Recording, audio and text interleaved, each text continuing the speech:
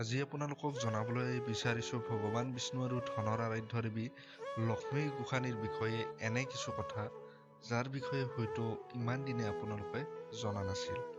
নমস্কাৰ, আপোনালোকে চাবলৈ আৰম্ভ কৰিছে এণ্ড টাইম। আজি আমি এই ভিডিঅ'টোত জানিম লক্ষ্মী দেৱীয়ে ভগৱান বিষ্ণুৰ ভৰি কিয় পিটিকি থাকে। তেন্তে বলক ভিডিঅ'টোৰ মাজলৈ আগবাঢ়ো আহক।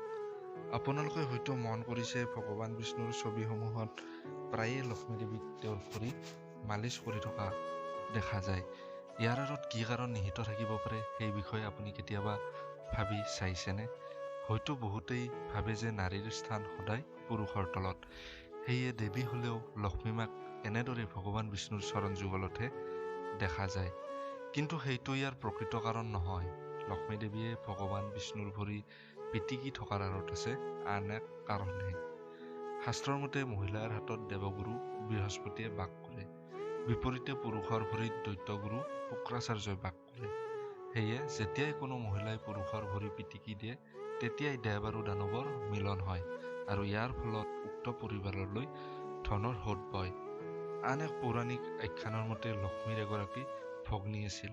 তেওঁৰ নাম আছিল অলক্ষ্মী। অলক্ষ্মী তেওঁৰ ভগ্নী লক্ষ্মীৰ প্ৰতি সকলো সময়তে ঈৰ্ষান্বিত হৈ থাকিছিল। অলক্ষ্মী একেবাৰে আকৰ্ষণীয় নাছিল। তেওঁৰ চকুজুৰি আছিল ভয় লগা। আউলি বাউলি চুলিৰে সৈতে ডাঙৰ ডাঙৰ দুপাৰী দাঁত আছিল তেওঁৰ জীৱনত নাছিল কোনো আনন্দময় মুহূৰ্ত।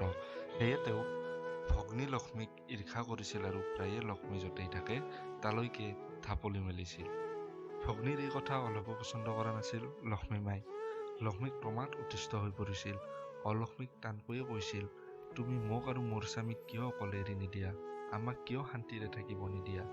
উত্তৰত অলক্ষ্মীয়ে কৈছিল যে কোনেও মোৰ আৰাধনা নকৰে, মোৰ স্বামীও নাই, সেয়ে তুমি যলৈকে যোৱা ময়ো তালৈকে যাম।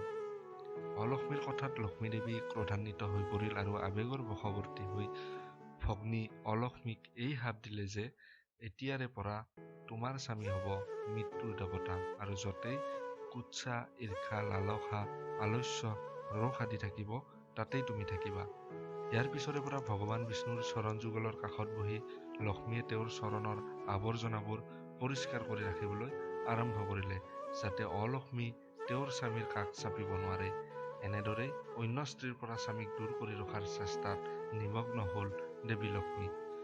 যদিহে ভিডিঅ'টো ভাল লাগিল ভিডিঅ'টোত লাইক, কমেণ্ট আৰু চেনেলটো ছাবস্ক্ৰাইব কৰিবলৈ নাপাহৰিব। ধন্যবাদ।